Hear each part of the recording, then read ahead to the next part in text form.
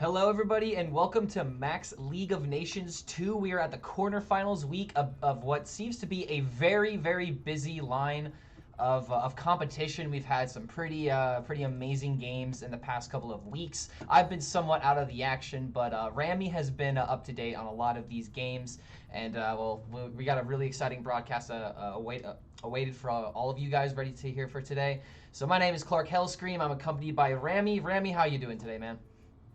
Hey Clark, I'm doing great. What about you? I'm doing pretty good myself, man. I'm not gonna lie. Awesome. The Masters Tour kind of got me thinking about how much I need to spend less away from the game. But I still like to watch Hearthstone. I still like to comment on it, and casting is always something I love to do. So let's see what we got planned for today. We have the Czech Republic versus Canada, and we originally would be starting with Enigma versus Eddie. But since we have one of the players running behind a little bit, we're going to be starting with Yarla versus Kales Luna. And both of these players are GMs, so this is going to be a hell of a slammer. Rami, what do you think about this matchup?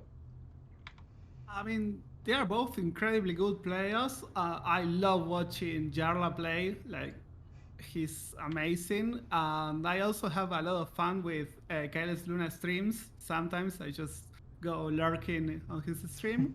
So I'm pretty excited about this match. We already have the bans. From Jarla's side, they decided to ban the Druid from the Canada team. Meanwhile, the Canada team decided to ban the Demon Hunter from Jarla. The lineup from Jarla is that Demon Hunter, the regular list without Kazaku-san, just the File Demon Hunter with the Expendable Performers combo. Quest Hunter with Rektar and Mosaki Mage. I'm really looking forward to see how fast they can combo with that Mosaki Mage. From the other side, we have Kazaku-san Druid, which is by far the best deck in the meta right now. Kazaku-san Warrior, without Mutanus or any weird tech, just the few dragons, I mean Onyxian Drake, Kazaku-san, and Raid Boss Onyxia. And finally, their own Mosaki Mage. Yeah, we've got a deck requirement for all of the players, if I do remember correctly, because that was actually something that I was not 100% privy to when I was getting all of these settings in place, as I'm still kind of rushing to get them done right now. But yeah, we have Yarla's lineup right here. I know that the text is not 100% accurate on stream, but regardless, this is Yarla's lineup that we're currently looking at the moment. His unfortunately his Demon Hunter is banned, like you said, and every single person had to bring 3 different classes compared to their teammates. So I don't know if Yarla is bringing these decks just because these are comfort picks for him, or if he was kind of put in this position to where we need a hunter player, so why not have Yarla play the quest hunter? I mean, if there is any player in the world who can manage to play any deck at all, that's Jarla. Like, he can play everything, I guess. But yeah, those are pretty hard decks, especially the Mosaki Mage. Like, I guess that in the combo turn, he just has to go all in on his own, and he can't get any help from his partners, because if he starts trying to think about what they are saying while also doing the combo, that's just going to mess everything up. Like, sometimes when you can play with a teammate or something like that, there are those turns that it's like, okay, don't think and go, do whatever you know how to do. We'll just wait and see. you know. Yeah, Um, it's definitely a little bit of a hard mix to come across. Like, I wonder who fought for the Druid class though in both of the teams. Who wanted that easy choice? from Canada's side, we have Kailes Luna, who is going to play that first match with the Druid, but since the opponent team decided to ban it, of course, he can't play it. But his other 2 decks, well, the Mosaki Mage, well, just as well as the other team, like, it's a hard deck, like, especially on the turn that you have to do the OTK. But there are also many important decisions in the turns before that combo. Like, but those are like macro decisions that he can make with the team. But then in that turn, he just has to go all in and do his stuff, I guess. Yeah, Mozaki Mage has been like one of those decks that I often talk about how much I don't like playing up against it. But when you see someone who's behind the wheel of Mozaki Mage, it is like you said, it's very dependent on how you play the game because you don't just want to use up all your resources and then suddenly you don't have card draw, you don't have damage. Mozaki Mage right now, although a lot of people still don't believe this sentence I'm about to say, it seems like a somewhat fair deck as long as Encanter's Flow doesn't come out as early as turn 3, turn 4, yada yada yada. We know what Manic Sheet does. We're all pro Hearthstone players here.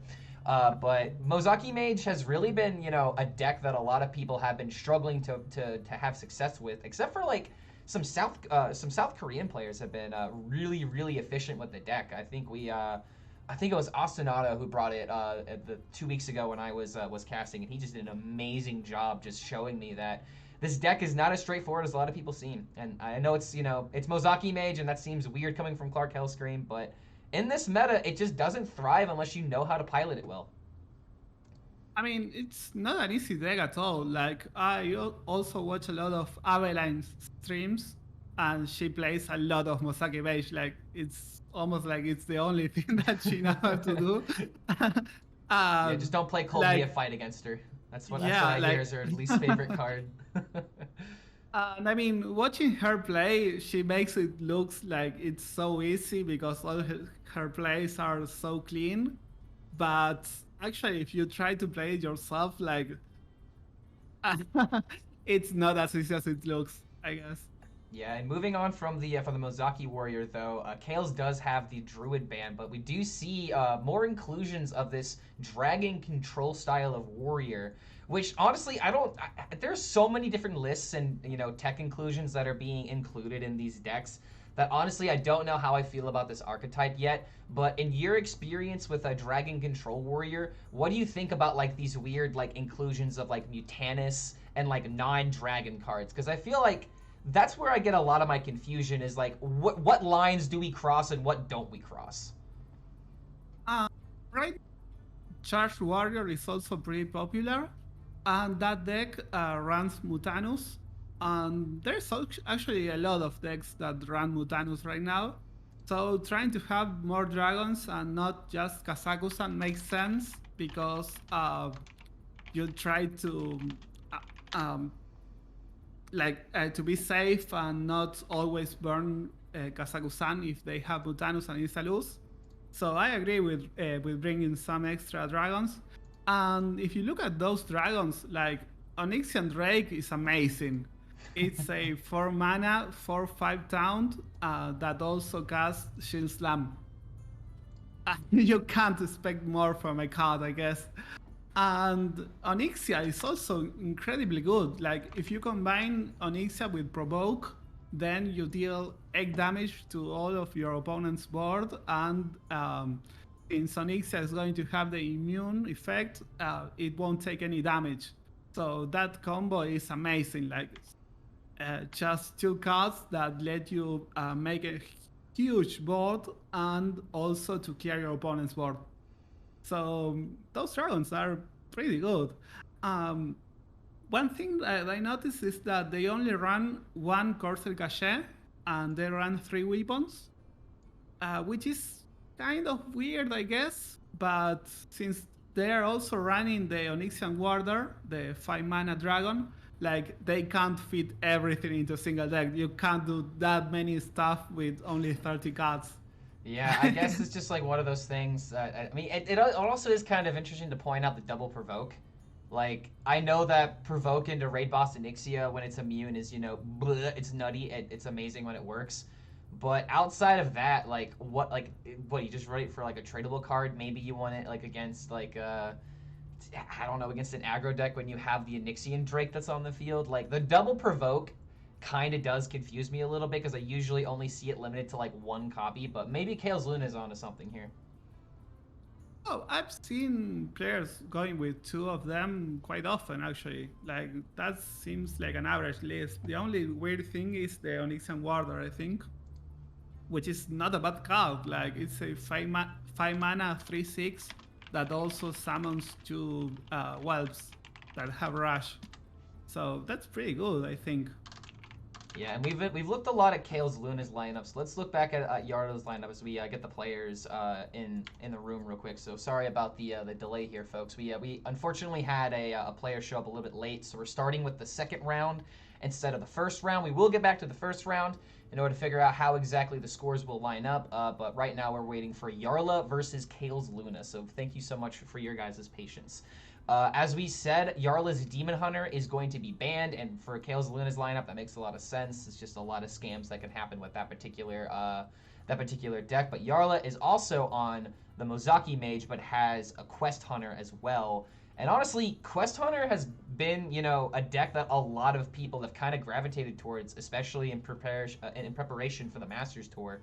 Rami, what do you think about the inclusion of Tavish? Like, we all know Mini Mage is nuts, but what about Tavish? Honestly, don't like Tavish. I don't either.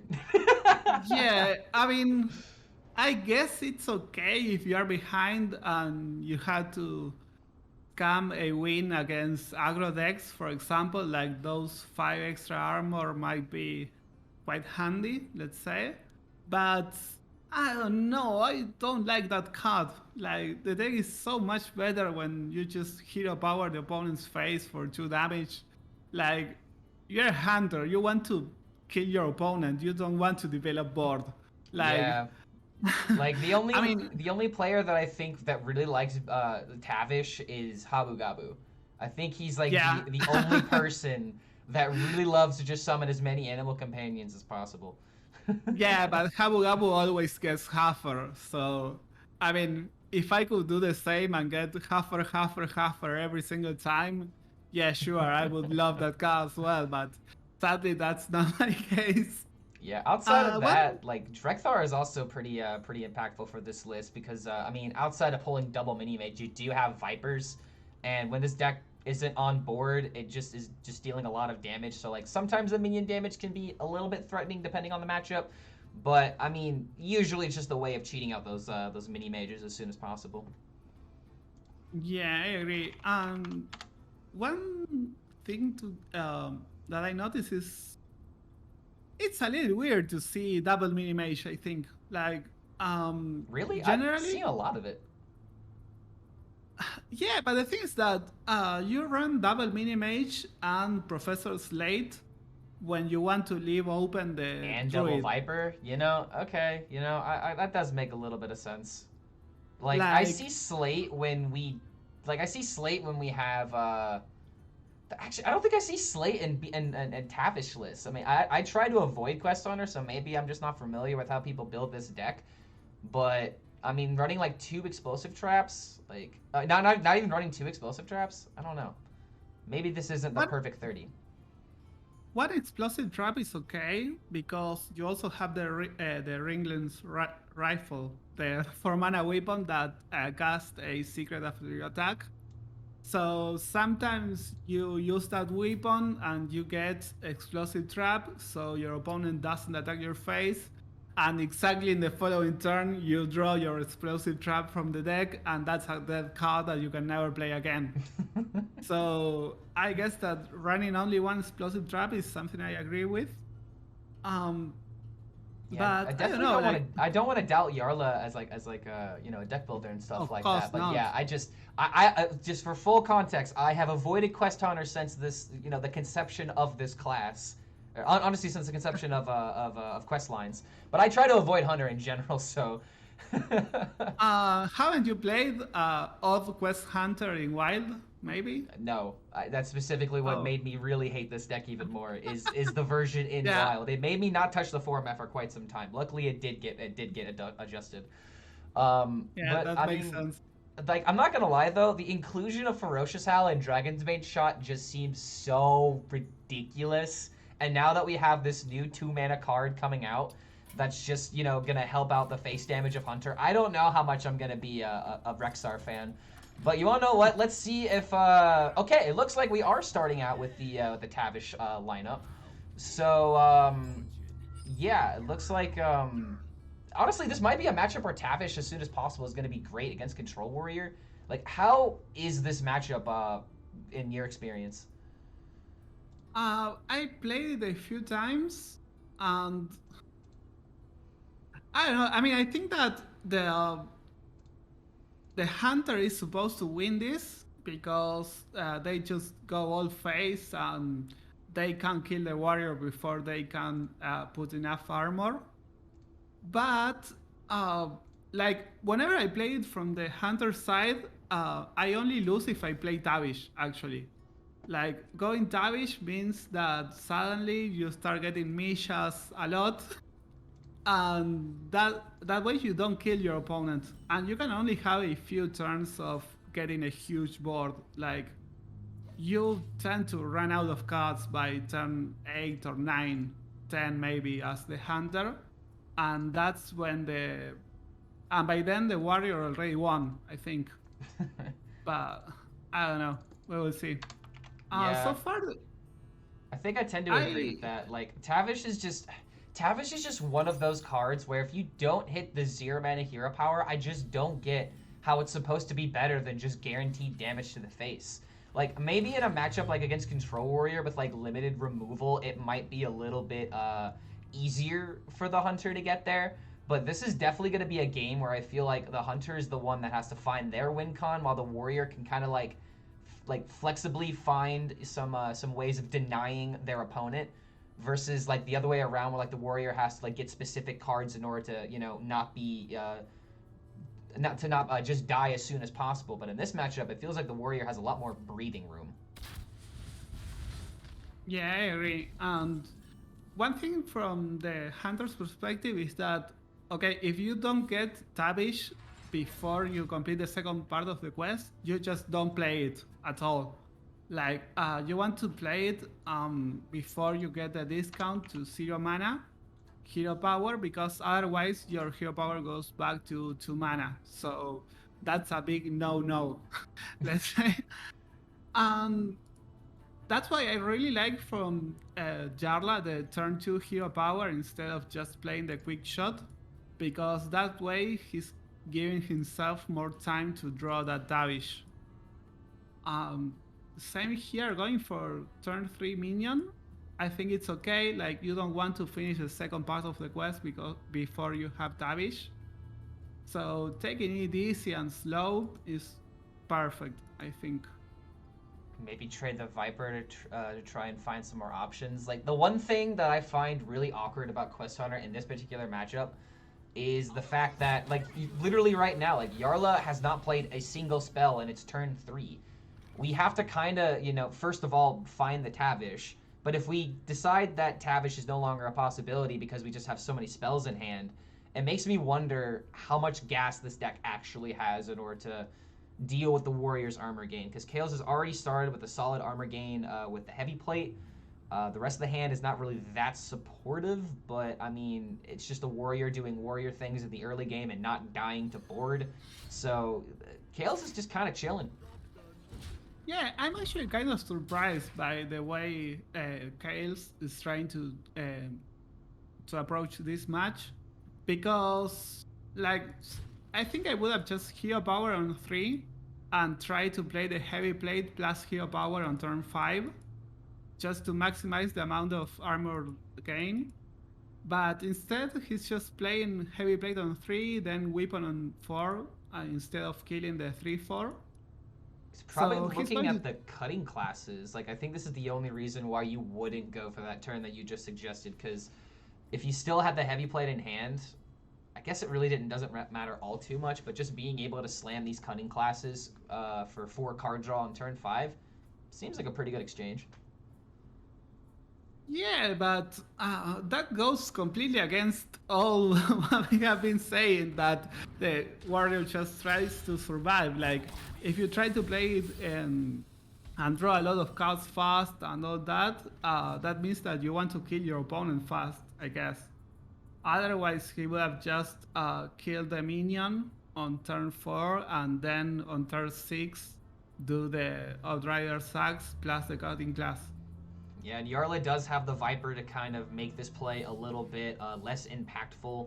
Ooh, a Nixian Drake coming in clutch, though. Yeah, but he wants to clear all the boards, so going for Blaze Storm is also fine. Yeah, with Quest Hunter not having board, you just kind of want to use removal when it's ideal, and this is the most ideal way of using your Blade Storms. Yeah, I agree. And also, you kind of don't want to play any minions as the warrior, so that the hunter can play cards like the overwhelm that can only target minions. So I agree with not playing the Onyx and Drake there. But right now, the warrior doesn't have any way to deal with Tavish, but since they are going to draw so many cards in the following few turns, maybe they get something. Like, if somehow the Tavish gets to attack once to the face of the opponent, that's a disaster for the warrior. Like getting those 7 damage from the legendary card. Yeah, so Yarla finally completes the first step of the quest on turn 5. So the second step has not been completed. So any time that Tavish decides to show up in the hand, we're gonna have a good experience for Yarla's side. While Kales can finally go for the Outrider X draw combo to try and find something to just hopefully make Yarla's life a little bit unpleasant, because armor gain makes this matchup just so difficult. Yeah, but meanwhile, the warrior is already at 27 health after playing Heavy Blade. So things are not going so bad for the hunter player, I think. But Jarla doesn't have any card draw at all. Like, he can play almost every card from his hand except the Overwhelm. So the quick shot is never going to be active before the warrior plays a minion. Yeah, all these spells are just kind of dead in hand unless we could play one more spell, but that's it. One more spell in the face, and then suddenly the Tavish game plan is completely offline, and we have to just gas, gotta step on the gas to try and seal this game for Kales Luna, because, I mean, we did talk about how one heavy plate has been used, but there's a frozen buckler in hand. There's another heavy plate that's still available.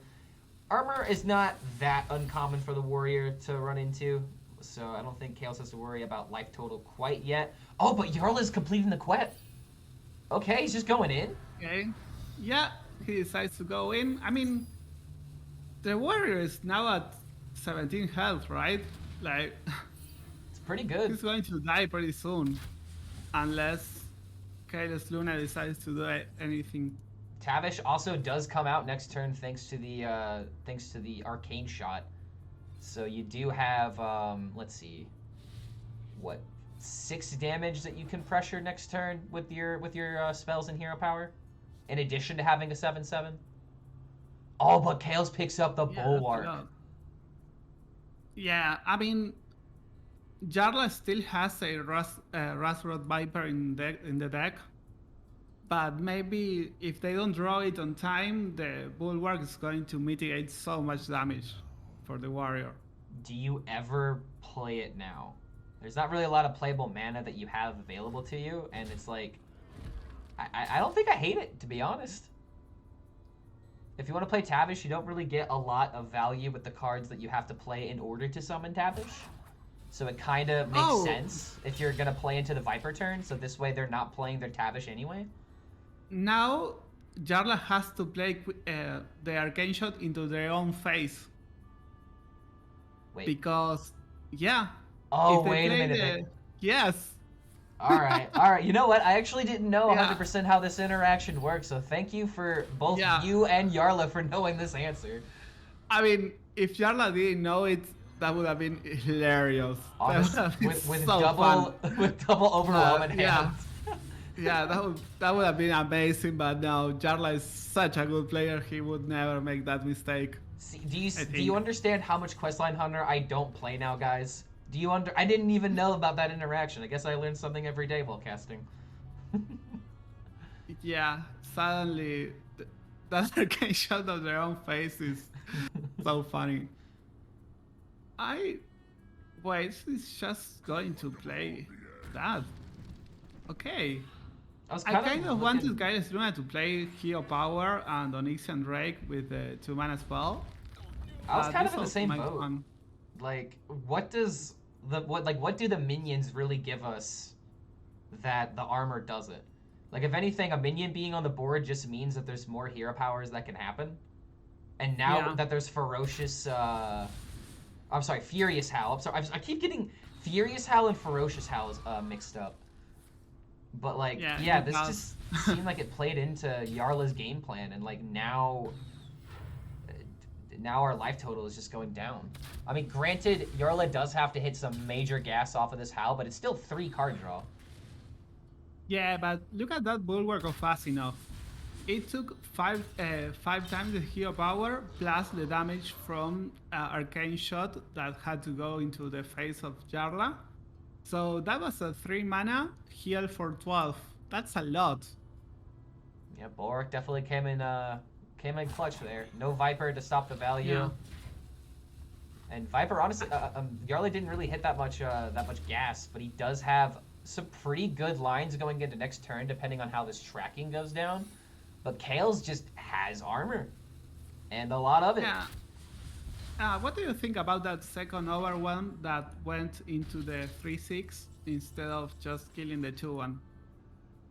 Do you like that? I'm not really sure what that really plays around, to be honest. Like, if anything, it just gave Luna an additional 2 damage. Like, I'm actually not sure why we wouldn't kill the 2/1 over just damaging the 3/6.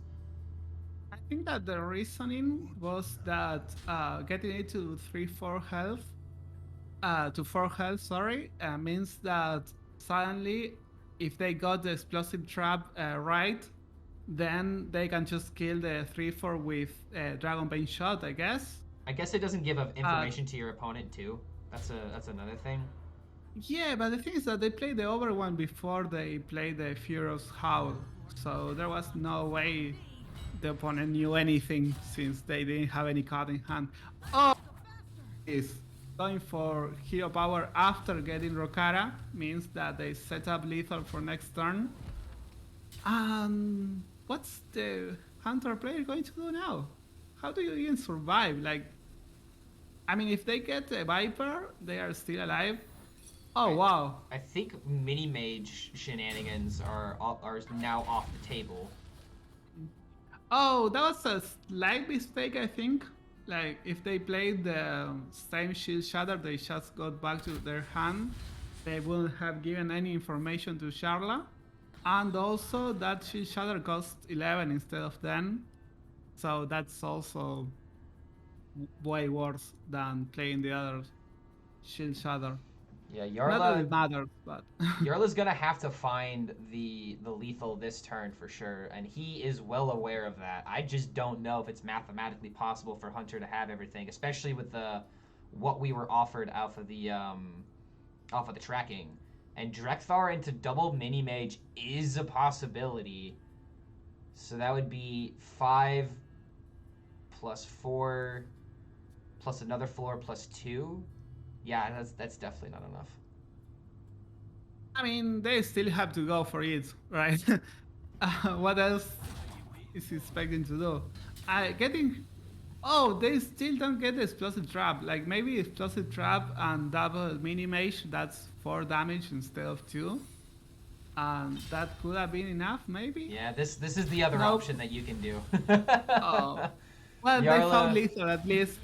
Yeah, Yarla's well aware of the only lethal out that was presented to him this turn. And, I mean, kind of like what we were saying, like, that matchup is just, it feels like it's so dependent on hitting the early game Tavish that if you don't have it, then you're just kind of just waiting to die, honestly. Yeah, I really like the take on the warrior side, like trying to smoke your opponent. That was only turn 9, and the hunter was dead. Like, the warrior was able to apply so much pressure and also damage from weapons. That was great from them, like trying to kill the opponent fast instead of just trying to survive their damage. So yeah, we're already going to start the second match, the second game of the day. Again, the warrior from Kaila's Luna side, since this is last year standing. And now we get the Mosaki Mage from Jarla's side. What do you think about this matchup? It feels great to be a warrior, and actually no, I'm sorry, I take that back. It feels great to be a mage. Sorry. What? Okay. I was thinking of the world where you play Mutanus, and you maybe have a chance, but like no, I unfortunately this matchup is absolutely terrible for the warrior. So Kale's Luna is gonna have to look into winning the mirror match, which honestly isn't that bad of a situation to be in. But there's always the hope that the mage just never draws cards. Like, outside of, like, Kazakhstan cheating this matchup, I actually have no idea how Warrior is supposed to beat this. I don't know. I really like Jarla's hand. Like, he already has the flow, which is going to be huge when he plays on turn 3. Coin into flow and AI immediately after. Yeah, I think we can go ahead and really call the game. Yeah, and here, what do you pick? I think that you go with the Phoenix, right? The Phoenix. Yeah, like Prime just does nothing but adds a card that. I mean, for the memes. You could go for the memes, but yeah, just overall the Prime just gives you one more card that you have to draw. It's a minion, so it low rolls with the spring water. Like, right now, this looks like a very simple setup for Mozaki Mage. Like, I know I was talking about how this deck is very, very complicated to play, but against Warrior, you really don't have to you don't have to juggle your resources a lot of the time. So you could just kind of just sit here and wait very patiently and just hoard on to every single card that you have available. Although one thing I don't understand is why we aren't just coining the Incanter's Flow immediately here. I feel like that would just be the only play on our mind right now.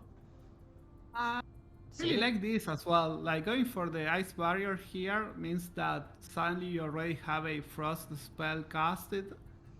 So you get an extra card from Multicaster. And since the other Frost spells are just Flurry and Brain Freeze, casting the Ice Barrier as soon as possible is pretty good here, I think. Yeah. I really like this play.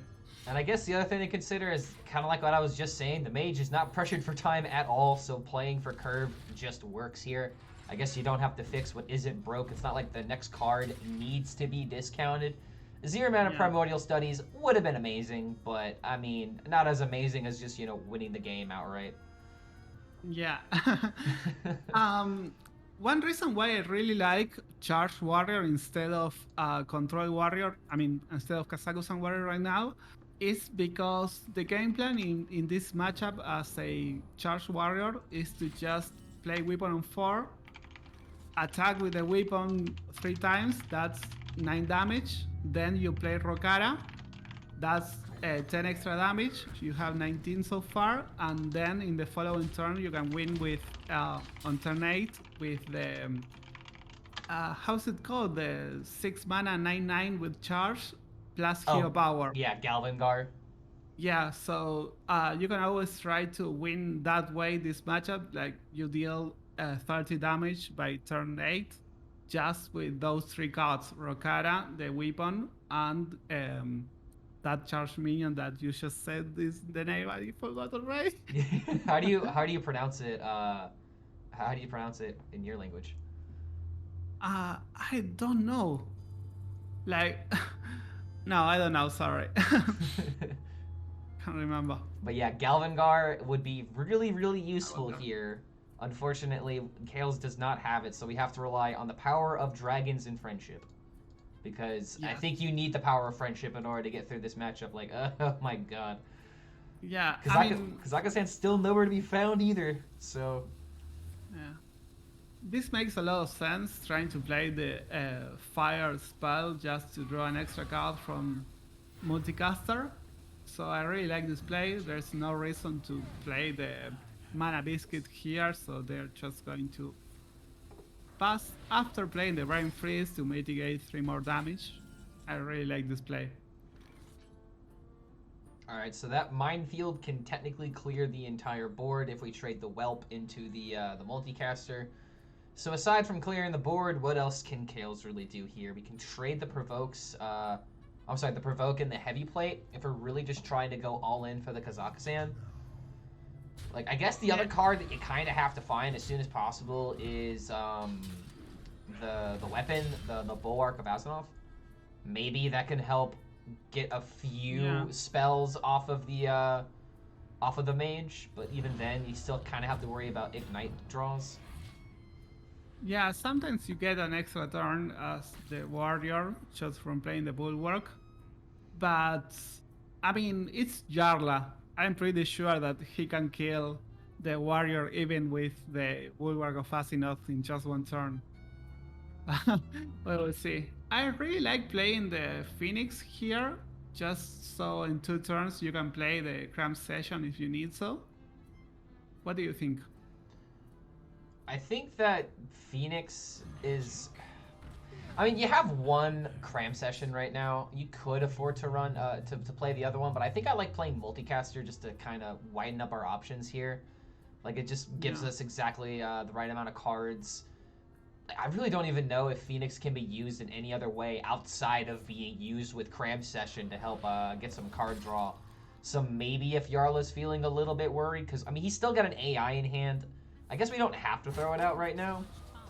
But Jarla has so many ways of just being able to kind of just play cards and just do what he needs to in order to keep Tails off the board to mitigate any damage. Because right now, Jarla's saying if you don't have Kazakhstan into like immediate damage, you are just not going to win this game. Yeah, I kind of like it just going primordial studies and playing the Phoenix there, but this is also okay. Like, there's no rush for the mage. They are still at 32 health. And now with a 3-mana refreshing spring water. Yeah. Kale's out of the tradable cards. Still no Kazakhstan. Still possible to play it on turn 8 though. But yeah, even then. One thing that I was still thinking was that last turn, Kailas decided to start with hitting with the weapon instead of doing the trades, and maybe if they started trading, they could have got the 5-mana spell, Cutting Class, and get some extra draws that they can't do after attacking with that last charge of the weapon. So maybe that was not the order I wanted to see, but I don't know. Let's see that Refreshing Spring Water gets no minion at all, so 3 mana, get an extra mana. That's pretty good. Innervate that also draws 2 cards is quite good, I guess. Druid, eat your card out. Mozaki is in hand though, so we might just win next turn. Yeah. And I feel like with this one cram session being played, Kales might be a little bit suspicious of what's about to happen here. Yeah, maybe. What do you do here if you're Karelis? Like, I honestly have no idea. Like, you don't have the armor capacity to be able to outdo infinite damage. We all know this. Rokara is decent. Okay, which just got drawn, but that's only 10 armor. Kind of like we were saying, armor doesn't help. We don't have Mutanus, so we can't even eat the minion. I'm already out of options. It's also turn 8, and we don't have Kazakhstan. Yeah. One thing that we should point out is the fact that KLS decided to only play 1 Corsair Cache.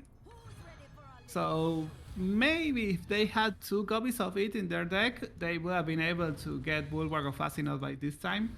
But here it doesn't matter. We already start with the Mosagi turn. We get first flame, second flame, every single flame just to get as much spell damage as possible. Yeah, looks like this is probably going to go to Jarla unless something goes wrong. Wait, he's stopping? Yeah, unless Jarla decides to get like 17 draws from cram session or something like that and just burn their whole deck. This is supposed to be an easy win from Jarla from here on. Yeah, the spectator... okay, yeah, I thought for a second the spectator client was screwing up some of the damage, so we couldn't count it properly. But if we mouse over it, we can actually see the damages right now. So yeah, it's getting up at like the 9s and the 10s right now. There's definitely going to be enough damage here. I already counted it. It's like 1,000 damage, at least. It's literally 1 billion damage. Yeah. Trust me, so... I'm a math wizard. Oh, wait. Wait, what? The rope... Oh, no. Oh no! This is a disaster! Is it though? Yeah. Okay. I mean, I don't know. I mean, that Phoenix is going to wake up in next turn, and they are going to be able to kill them anyway. Maybe, but we don't know yet. Maybe something happens. But what do we do if we are careless here?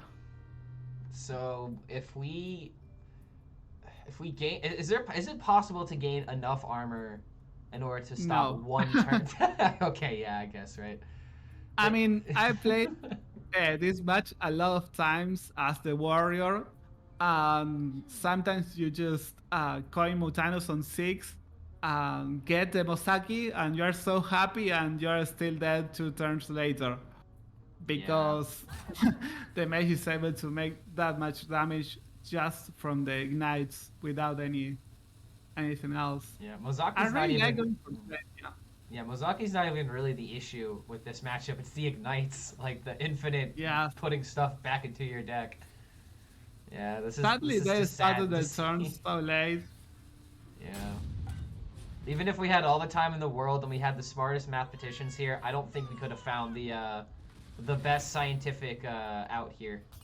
I mean, I don't know about you, but I really want to see Yarla wait a turn and then just jam the 10 mana spell.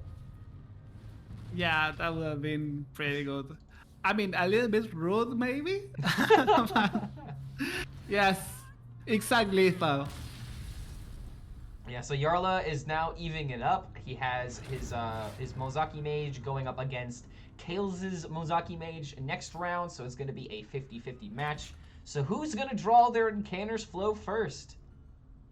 Who you got your money on? I actually don't know if you want to go first or second in this matchup.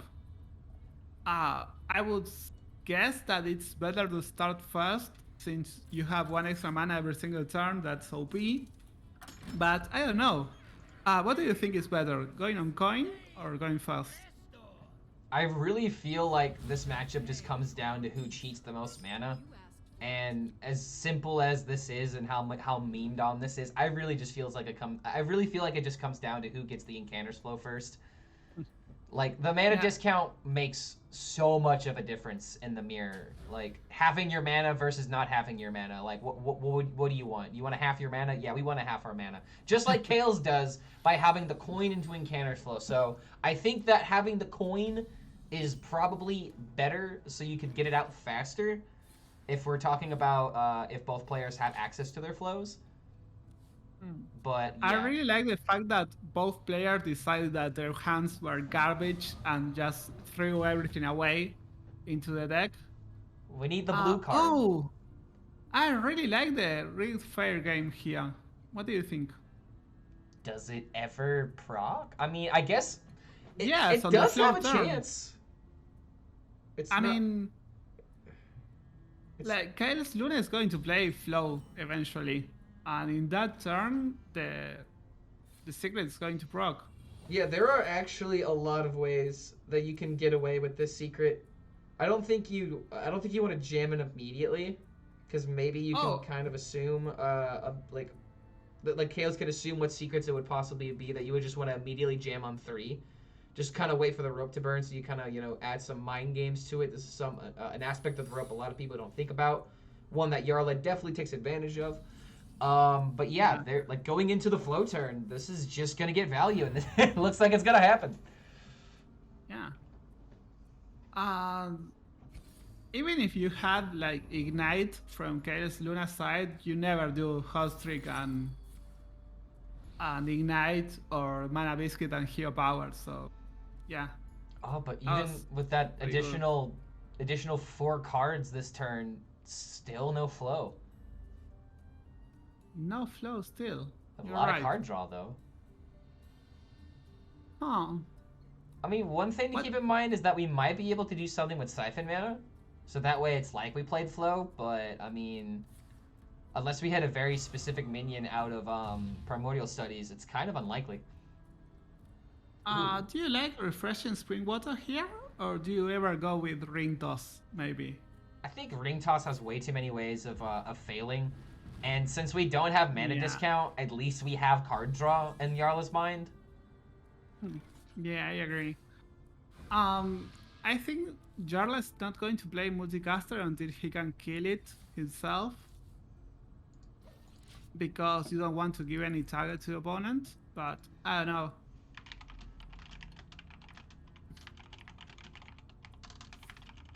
They have so many cards, and they get the flow. Yes, finally. So now we are in an even match, I guess. That Well, how they both how have- even is it actually? Because Yarla has a lot of card draw in hand, at least a lot of tools to help him with the card draw, while Kales really just has like random generation into a multicaster.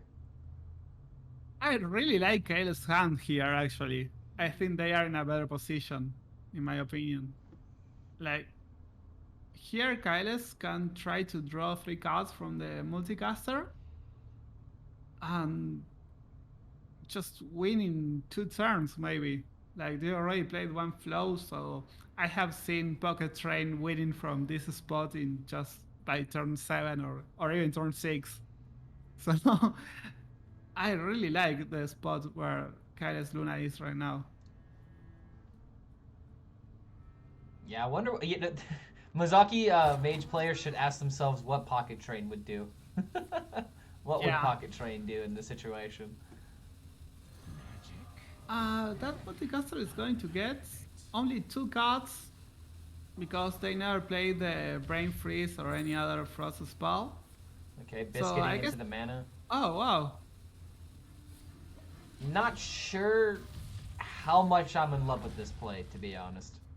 I don't know. I mean, I kind of like it just starting with Ice Barrier, then the Mana Biscuit, and then Multicaster just to roll an extra card.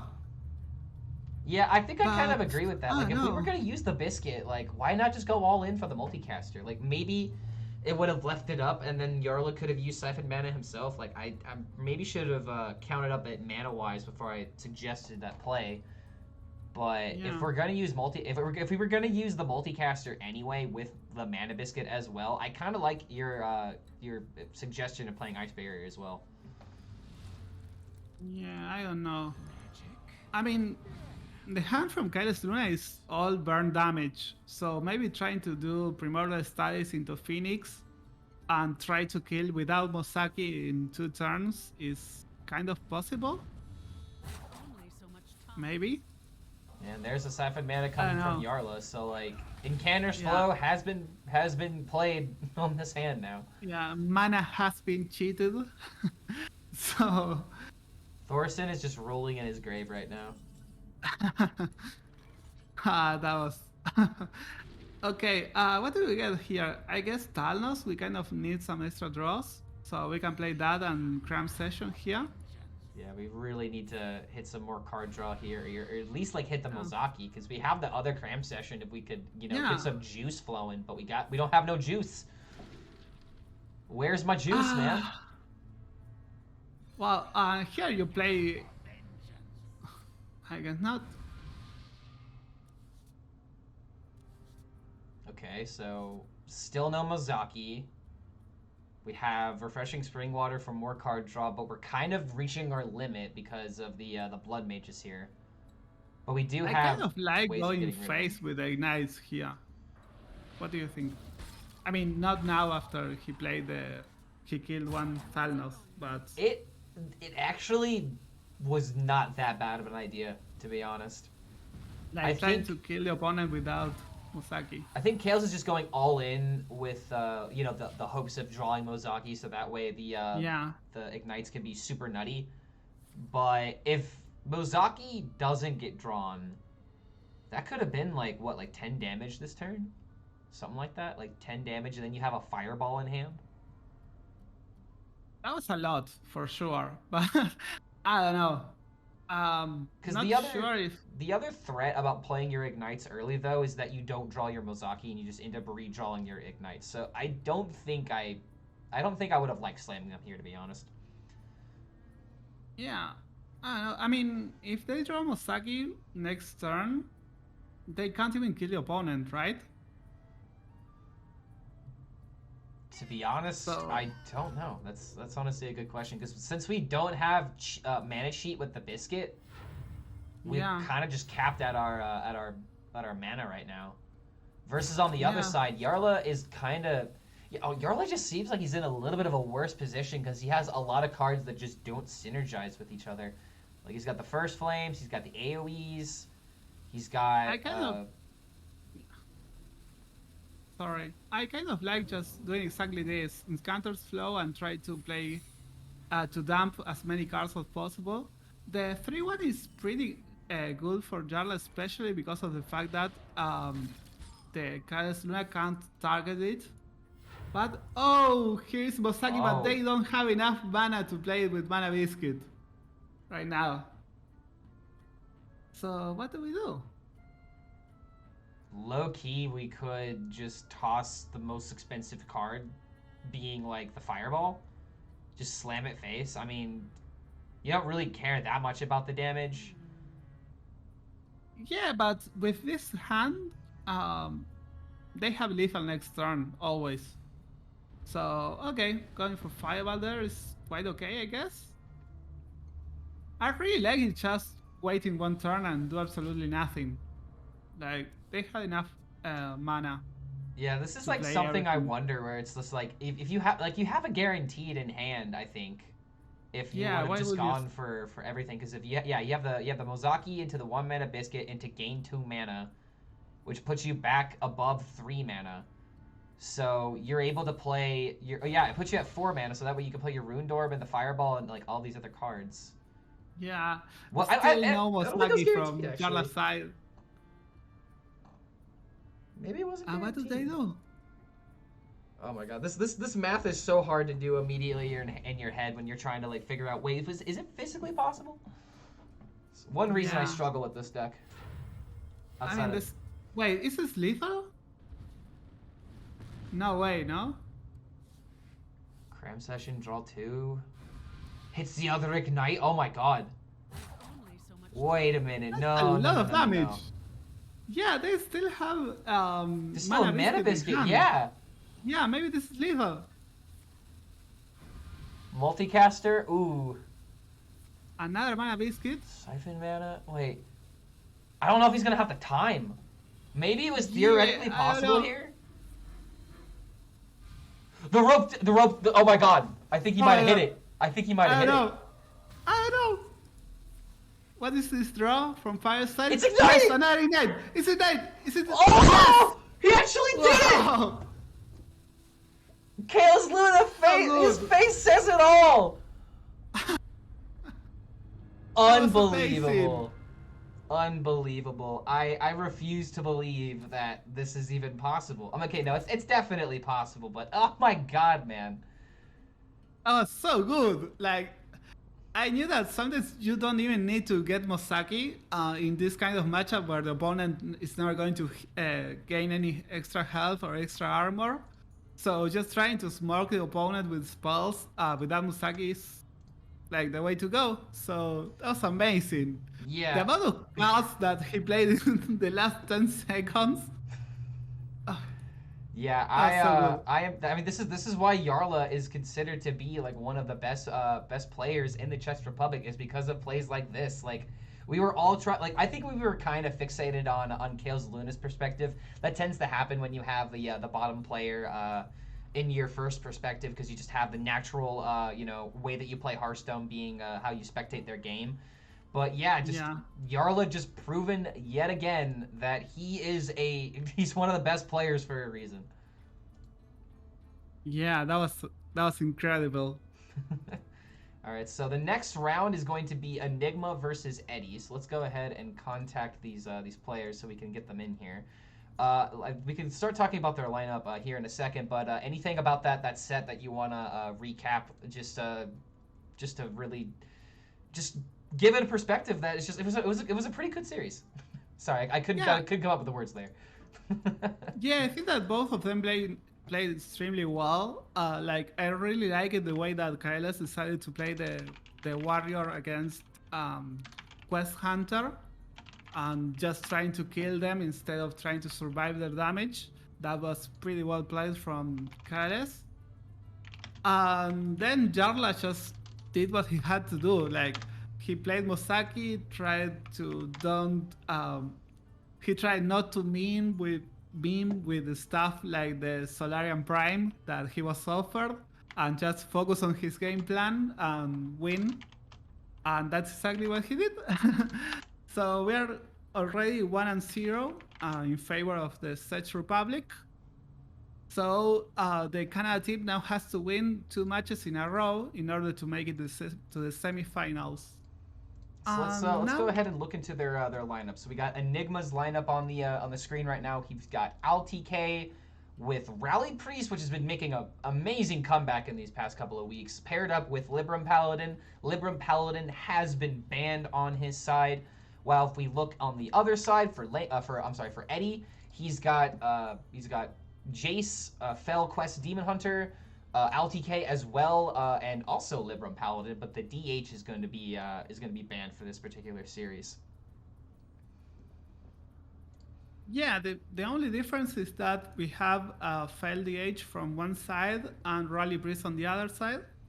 Yeah, what do you think about Rally Priest? Like, I feel like a lot of people either are they're either a Mally Priest player or they're a Rally Priest player. So which one are you? I'm a no priest player. I mean, I love Shadow Priest. Doesn't count, maybe. I mean, it is a priest. Not exactly the kind of priest a lot of people would go to, but it is still a priest. It's the best kind of priest. The priest that doesn't heal at all, that just goes face.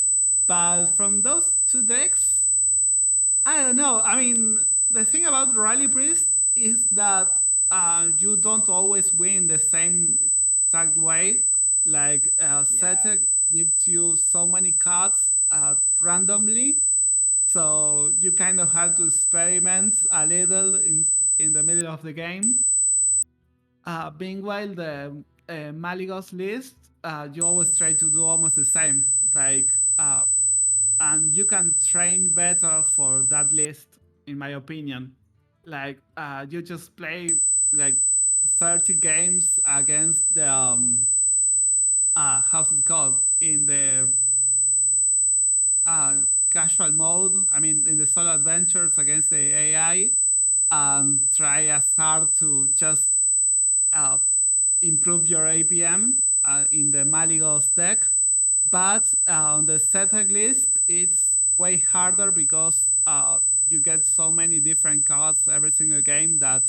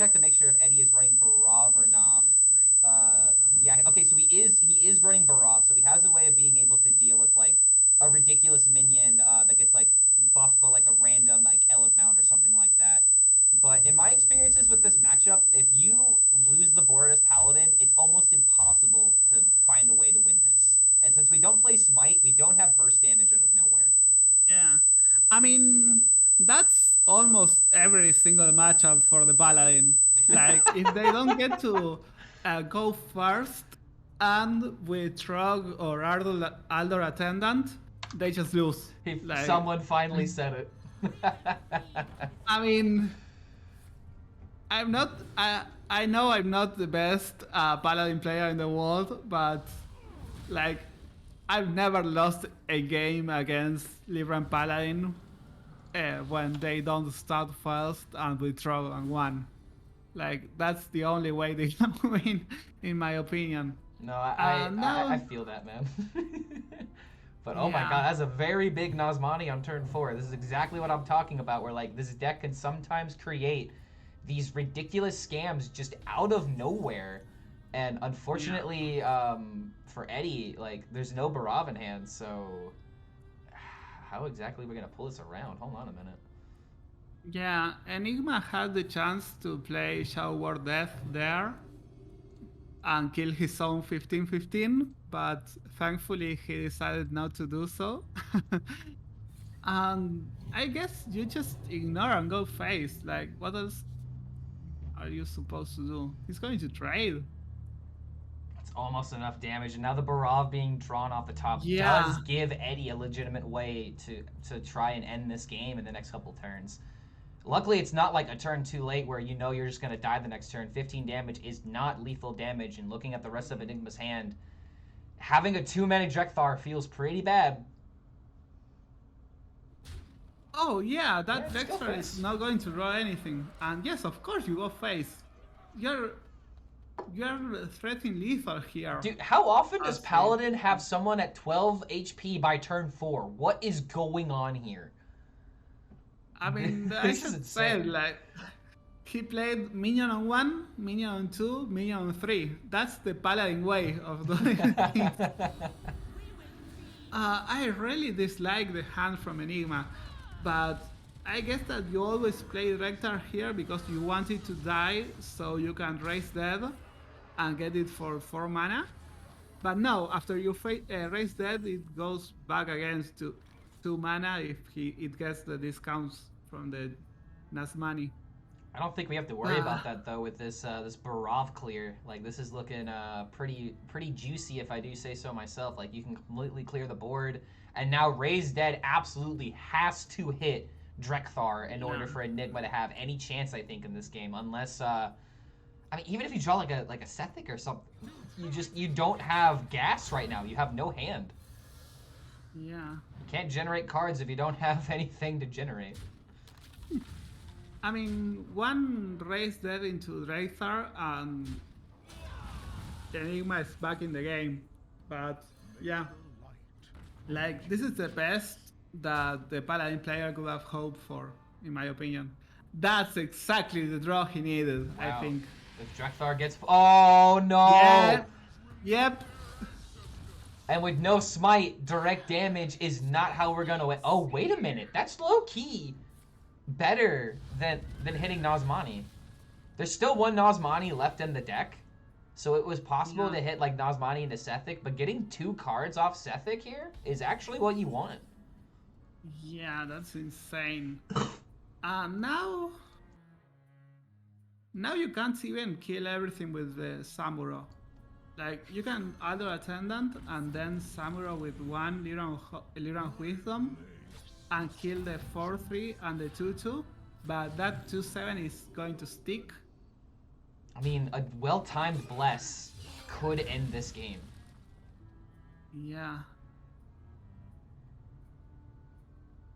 Okay, so this is extremely awkward. So there's a couple of ideas that are floating in my head right now. The first one is just playing Power Word Fortitude to try and stick this Sethic.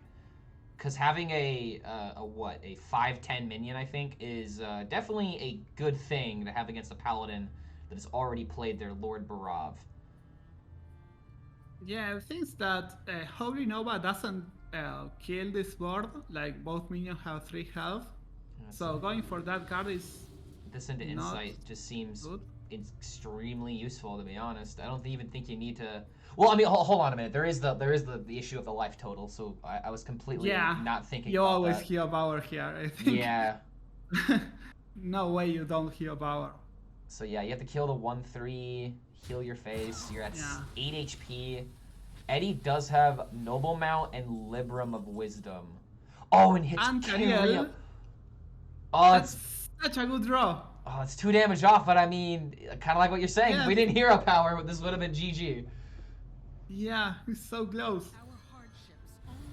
I don't think Eddie has had one like bad turn this entire game. Yeah, I He's mean, had that's why everything. this is being so close. I think this is supposed to be a good matchup for the Priest.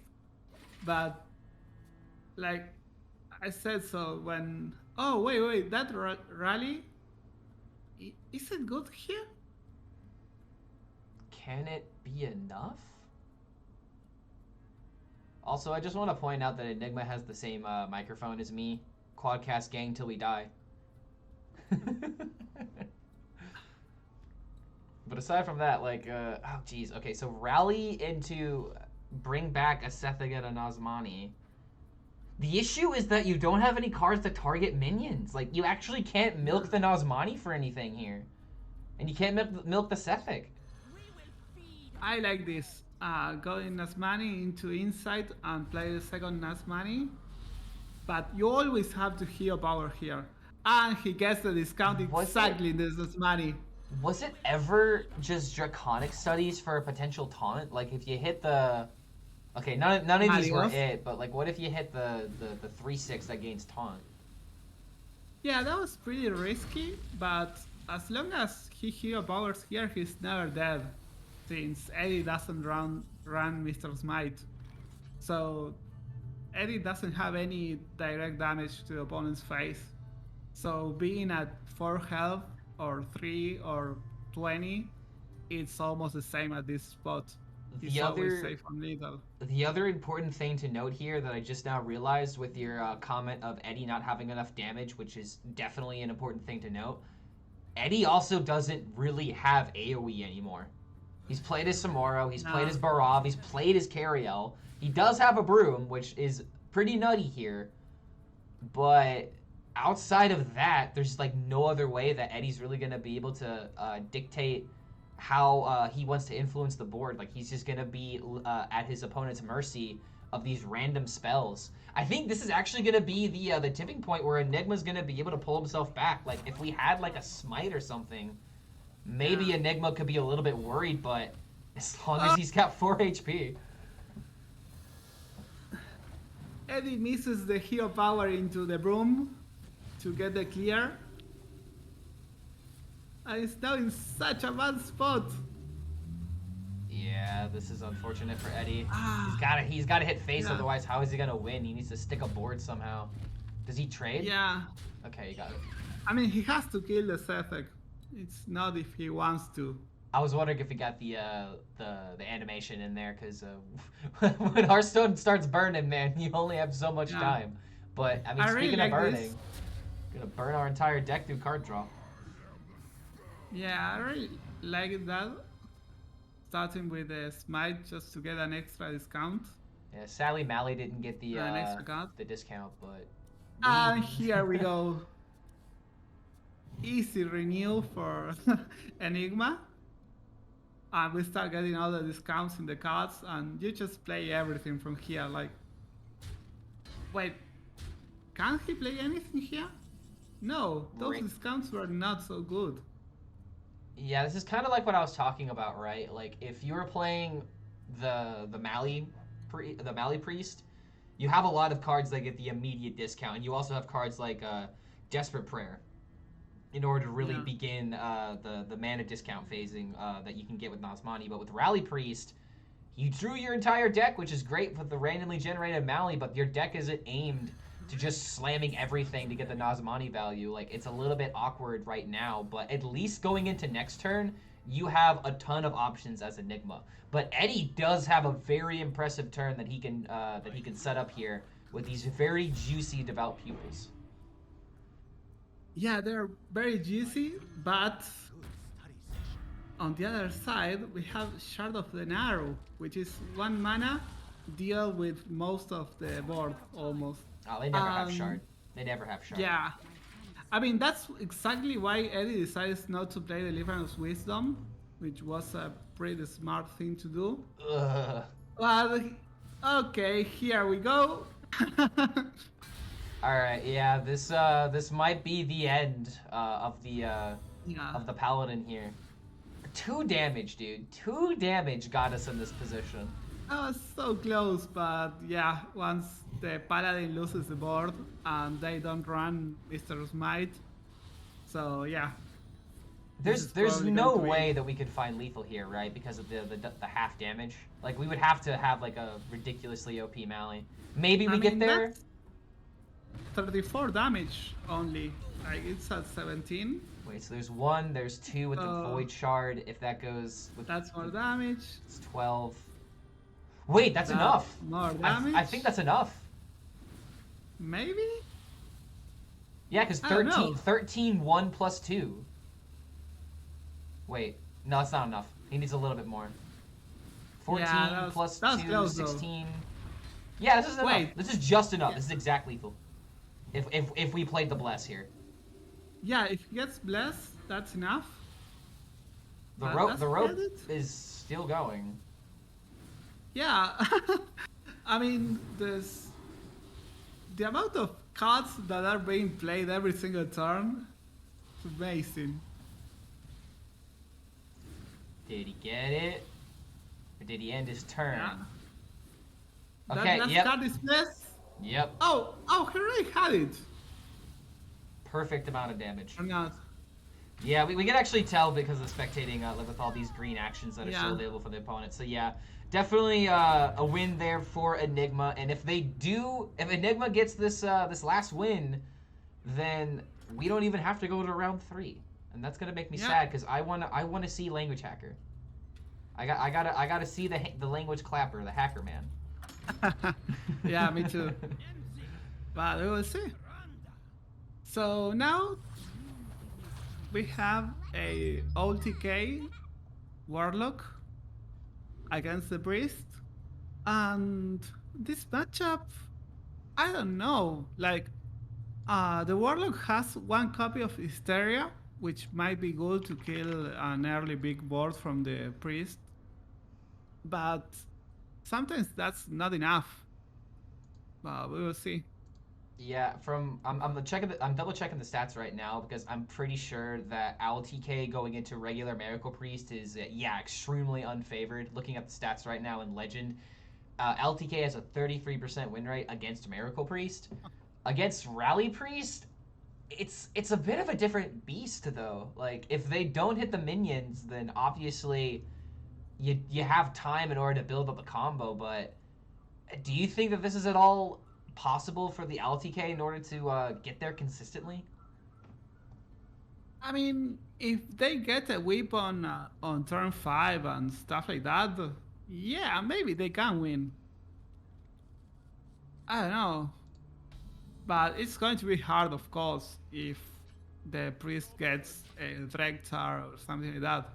But as we can see, Enigma already has double insight in hand, which means that he's not going to have a bad hand, let's say, in the following turns. Yeah, and Eddie already has his version of Drekthar as the Ruined Mithril Rod, because that's what helps you cheat the mana in this deck. And also has the backfire. That insight was perfect. The only minion that you don't want to get discounted from your deck is that Drekthar, and he got exactly that. Hits the 20% like it's nothing. 20% of the time it works every time. Every single time. And so always now, coin this. Here we go. Yeah. Yeah, like you don't need to get any discount right now. He technically low rolled. Technically low rolled. Hit both of the Sethics. So now if you do get a rally, you don't bring back Nanazmani. How big of a deal is that, actually? Thinking last turn that maybe you didn't want to play the 1-3 on that turn. What, maybe you should have played the Moarg? Or nothing at all. Now he could have played the 5-4 for 1 mana and maybe trade a Wicked Shipping. I don't know. I guess it doesn't matter that much, but Yeah, it kind of feels like unless we had a way of killing both Sethics, this play really like if like the 1/3 being in hand to help the null really doesn't help all too much. I kind of like the idea of like if you top deck Touch of the Nazarene, you have a way of dealing with the other 2/3, but sadly that just didn't happen here. You have the Mortal Coil and Stub. yeah, but maybe with a if he kept the 1/3 in hand, he would have been able to go Hero Power 5/4 and then have 1 mana left to do whatever he wants. But I don't know. Like it could have been relevant. Getting to play the 1/3 on the turn before gave them less options, maybe. But I don't know. I mean, I really like Eddie's hand here. Like they can play the Rod next turn, and they already have the Owl, and they have the 4 mana spell, the legendary spell. So it's like they almost have every single combo piece in hand already. That's pretty good for the Warlock. Finds the finds the other Drekthar. You can pull both of the Nos bodies. Oh, Oh god. Yeah, you want to play a Rod right now? You want to play Rod? It's turn If 5. he We're plays- supposed to just play Rod, right? I mean, he can play Road, but he's not going to like the outcome. I mean, it's outside of playing Rod, what else can we even do? Like, we literally have to, like, insane. we have to trade Wicked Shipments and hit exactly the sacrifice. So that we can deal 4 damage AoE with Moarg, and that still doesn't really solve our problem here. Yeah, that's not enough. Maybe you just play the weapon here and hope that everything somehow works. I don't know. Yeah, getting rid of the Sethic at least gets rid of the value, but we see another Sethic in hand. Oh, Oh my god. Yeah, we were saying how Miracle Priest into LTK is already a bad matchup into the LTK, but Rally Priest with Drekthar on 3 and 4 for value, I'm just gonna go on a whim and say it's probably favored for the Rally Priest. I mean, they got the 20% Drekthar. That was so lucky for Enigma. But yeah, this doesn't seem fair at all. Now they play Celtic, and okay, let's go. Time to play every single card in the hand for 0 mana.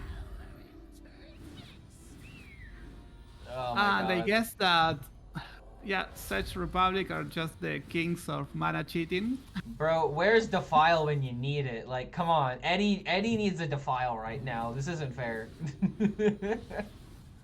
I mean,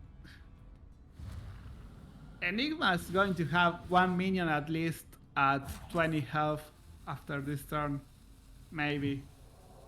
And then he's just a bless away. And Oh. he literally has bless in hand, so it's like, oh my god. Yeah, I would like to see Enigma try to play around Hysteria somehow. Because that is exactly the only card in the deck from Eddie that punishes them. It doesn't look like that happened. And they didn't play around Hysteria, I don't think you had a if way Eddie of drops playing it- around it actually with the cards that you were giving and just looking at the mana discounts. It just looks like this had to be the best choice for you. I mean, they could have played the second bless on the 9/9 again, just for it to be at 11 health. And maybe that was enough because the 2/5, the second of money would be a 2/5 instead of a 5/5. Yeah, this is looking like hysteria or bust for Eddie here. We don't have Yeah. the file in the game, and even if we did, we have a 9/9 on the field. Yeah, if he gets Hysteria here, For a He's chance still for in the Canada game? to stay in it. Oh, that's not it! Oh, That's not no. it! And he dies. no! I hate it when this happens. I hate it when Yeah. this happens. That was so well played from No. the Czech Republic team, though. Like, I would have wished that they played around the Hysteria, but still, like, all the APM, that was amazing. That was such a good game from them. Man. And also from the Canada team. I think they also play quite well. I think this is the second time that we've casted, and the second time that it's been a 2-0 sweep. So, Oh, Rami, what's going on? Are we just good luck or bad luck depending on how you look at this? I mean, I really don't want to be casting a long specialist match of Control Warrior with Elysiana against another Control Warrior. So I guess this is better. I guess I'll take it. You know, that's one way to put it in context. Yeah, I really wanted to see Language Hacker playing, but well, this is it. Yeah, so I'm gonna have to give Language Hacker the good old sad face DM real quick to let him know that he's not playing right now. And same thing with Faley. I was kind of hoping to see the cat on stream today, so unfortunately for us, yeah, it's just unfortunately for us we're not gonna be able to see those games. But there you have it, guys. That is gonna conclude. This is gonna conclude today's version of Max League of Nations 2. We had Czech Republic versus Canada, and sadly Canada is now out of the match. So let's go ahead and take a look at I'm sorry, going into next week. Sorry, let me go ahead and pull this up because I know that I have a graphic here somewhere. So now that there we go. So now that that Canada is out of it, Czech Republic will be going up against Russia sometime next week, and then depending on who wins that game, they will have to go up against the winner for Italy versus the United Kingdom. So we have a potential for Czech Republic to just absolutely high roll the rest of this tournament. Who are you rooting for? Are you rooting for Italy, United Kingdom, Russia, or Czech Republic? No, I really like the Italian team. But I also like the Czech Republic team. Like, they have Jarla. How do you expect someone else to win when you have such a good player in your team? Like, they have to win. I think I'm on the same boat where it's like Czech Republic I'd be fine with winning, but I think UK I'd be fine with taking the cup just because I have a lot of friends that are on that team. So just gonna give a good shout out to my UK friends. But guys, that is going to be everything for us here this week. If you guys enjoyed what happens here at Max Team, feel free to follow the stream. Make sure that you join the Discord. We got a lot of users that you'll probably recognize, from pro players to Hearthstone extraordinaires and just, you know, simple enthusiasts of the game. So thank you guys so much for staying with us. We're going to give our last condolences to Canada one more time for getting 2-0'd. It never feels good when that happens. But thank you guys for joining us, and we'll see you next time. Bye-bye.